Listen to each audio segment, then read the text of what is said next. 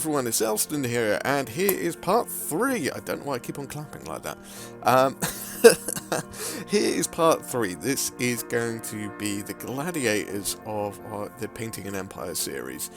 And this one was a bit interesting because I went a bit more in on this character than I did the rest of them. But we started off with the Barbarian Flesh. And just to kind of elaborate on what I just said about, I went more in on this one.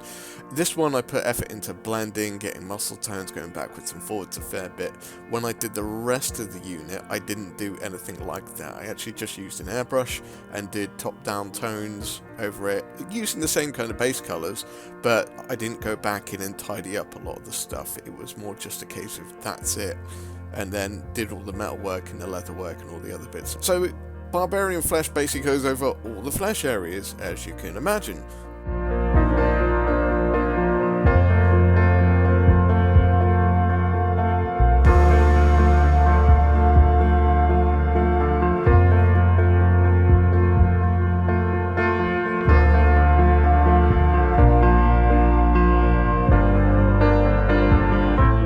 Now we're going to use scale color light skin, and this is going to be a first point of highlight.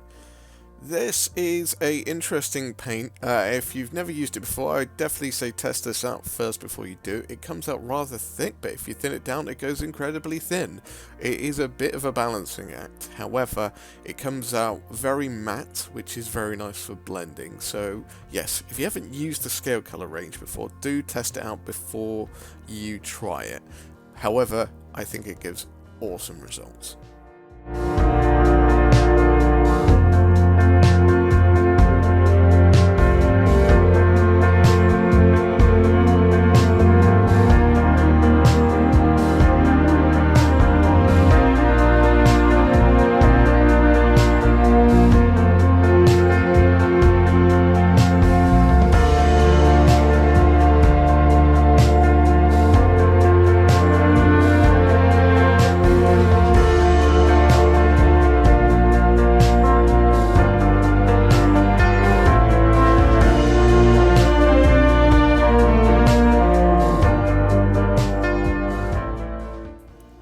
If it's not overly clear what I'm doing here, I'm basically just aiming for the lighter edges of all the muscles.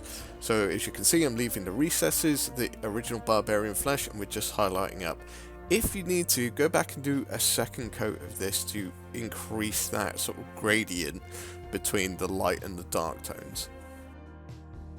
So we're now going to use Vallejo Model Layer Random Tan, and this is going to be our next highlight. So basically what you did before, but even smaller areas. So we're just bringing it down to that lighter and lighter point. This gives a gradient, hence why people sometimes don't understand the idea behind the gradient. The gradient shows contrast, and the human eye is drawn towards contrast. So that's what we're trying to do here. We've put down our darker tones, and we now want to increase the lighter tones and make a smooth blend between it, because that's a lovely point that your eye focuses on, the gradient of contrast.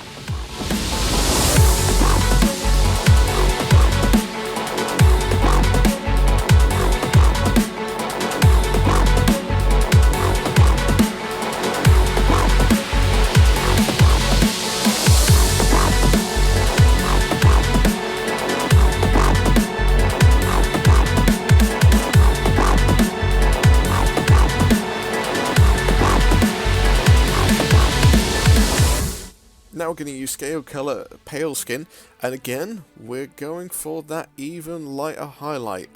If you are unsure, find some box art of some other minis and find the point of light which you want people to focus on the most. So for example, as you can see here, I'm just painting the center of the chest, not painting the sides. We want to draw the attention towards the middle of this miniature, so towards the middle and then up towards the head. So all of the sort of middle areas are getting the highest highlight, the outer areas are not getting the highlight. It's up to you how you want to do it. If you have different light sources, then yes, you can obviously play around with this where you want to put the lighting. However, I'm bringing it into the middle and to the highest areas.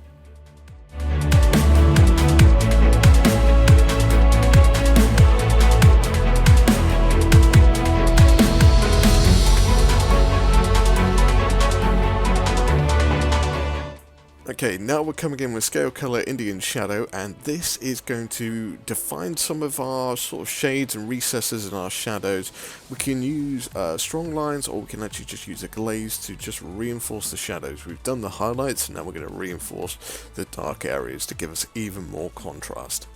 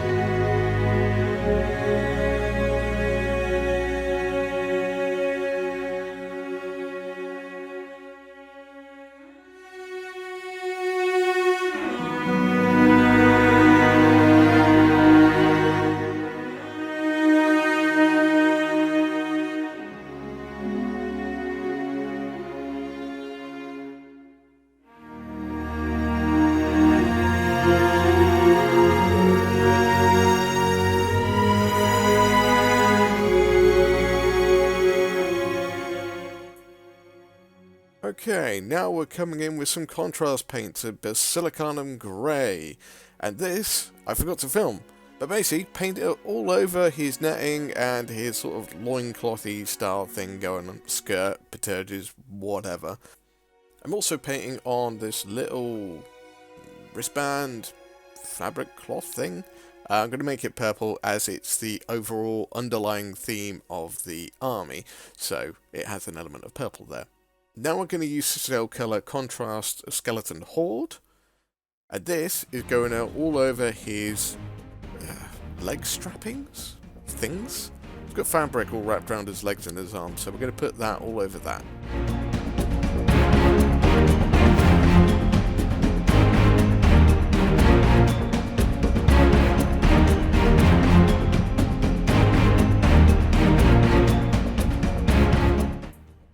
Okay, now we're coming in with Contrast Snakebite Leather. And this is going all over his belt and any other sort of strappings that he might have, so as you can see across the chest, and any of them might be behind the knees.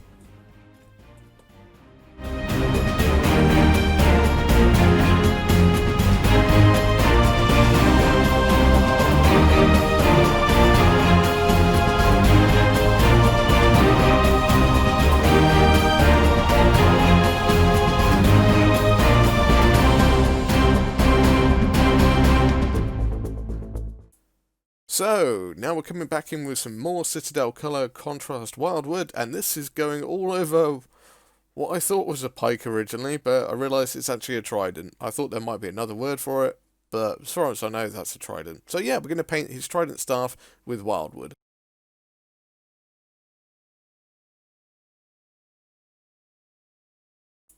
Now we're going to use Vallejo Premium Gunmetal. The reason why I use this is because you get it in nice big paint pots. And we're going to paint this all over the metal areas.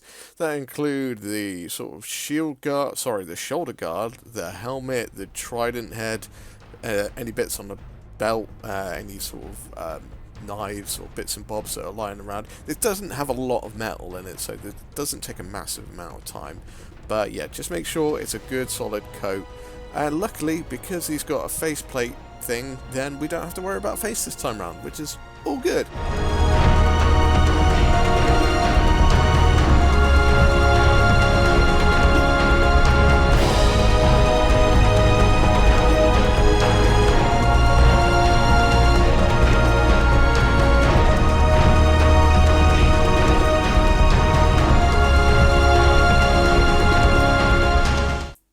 Now we're going to highlight up with Warcolor Pewter, and this, as I just said, is a highlight to the metal. There's not really much else to it. I try to use like a bit of a non-metallic metal effect with the metallics just to give it a little bit more interest. However, that's not quite necessary. It's more just a personal thing I like to try and do, is just to add a little bit more of a variation, make sure it's not all one solid colour.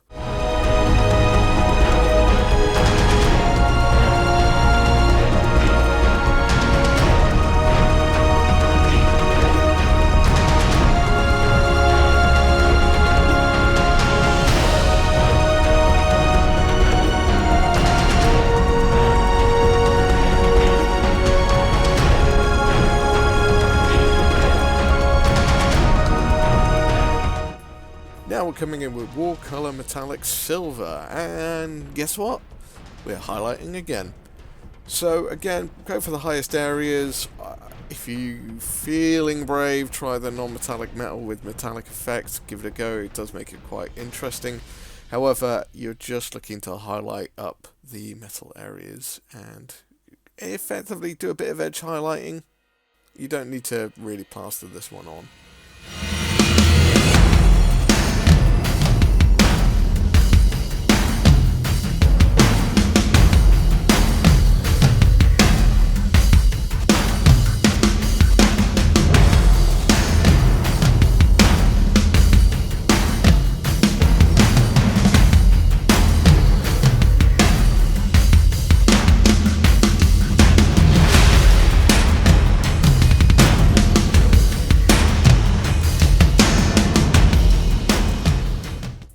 Now we're going to wash this with Citadel Shade Non-Oil Gloss. I like using gloss shades on metallics because it leaves them their shine and their shimmer, and yeah, it just adds an element to it which I really enjoy. You can use normal non-oil shade if you wish, but yeah, if you can get hold of gloss, I think it looks a lot nicer.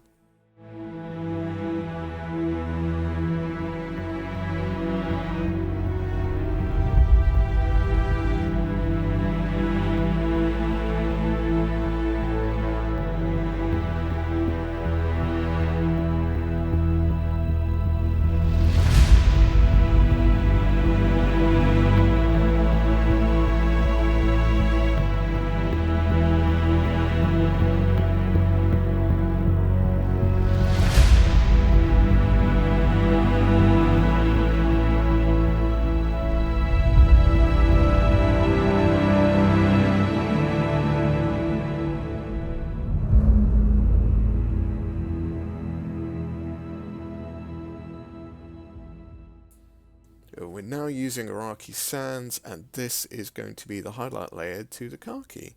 So just picking up the highest points, if you do tiny little sort of tappy strokes, that's the thing, and this gives the kind of illusion of fabric. So yes, tiny little highlight layers just to bring up the definition of this fabric, legging, stuff, padding, I don't really know what it is.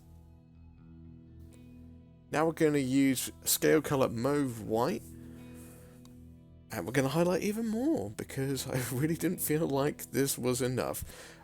As I said, with the actual baseline troops of this, I wouldn't go into this much detail. It might have been the base colour and then a highlight with this colour just to get some kind of contrast there. But since this is like the captain of the unit, I put more effort into the captains and the sergeants of the units. Now we're going to use Citadel Colour Contrast Gore Grunter Fur. That's just going to go over the handle of his little knife.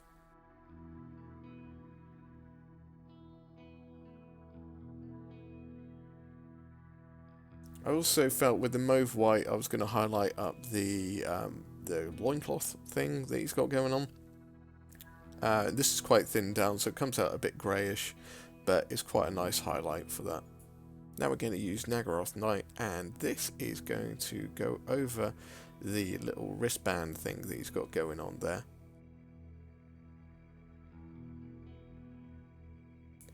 Now I'm going to use Xeris Purple as a highlight for it as well.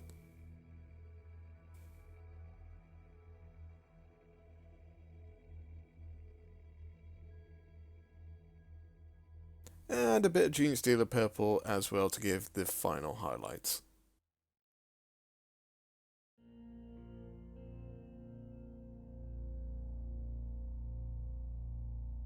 Oh, forgot to mention, final highlight layer, I added a little bit of white into the Genestealer purple to get this final layer. And we're done! So all you need to do after that is base it, and I based it the same way I did with the greatsword, so the same way the rest of the army's done, with some Geek Gaming Scenics base ready range.